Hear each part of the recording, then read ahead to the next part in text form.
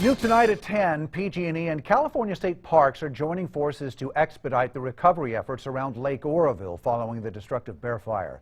Action News Now reporter Esteban Reynoso shows us what the partnership hopes to accomplish.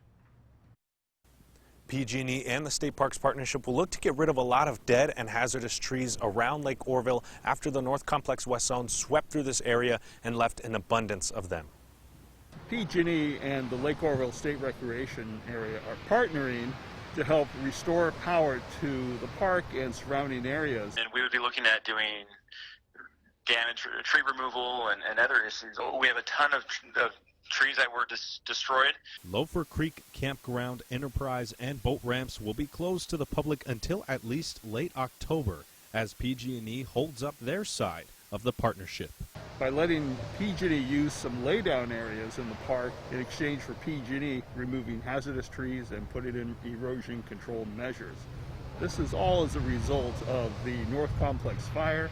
But before you can take a seat at one of these tables around Lake Oroville, the partnership will focus on taking hazards away from waterways. And it burns so hot that we damage the soils. So if we don't get the tree removal and the erosion control in now, before the rains, we're going to have even more damage to the soils, to the parks. A lot of damage to this area of the park. It wouldn't be usable to the public until those conditions were made safe. The closer we can be to where the damage is, the faster we can rebuild not only power to the park, but to neighboring communities. We'll be able to fix a lot of this stuff extremely fast and make the park safer sooner and get them back open, all open sooner than we would otherwise. Wright told me the work between PG&E and the state parks has been going on since very few days after the bear fire left this area so that they can get the parks open as soon as possible. North of Lake Oroville, Esteban Reynoso for Action News Now coverage you can count on.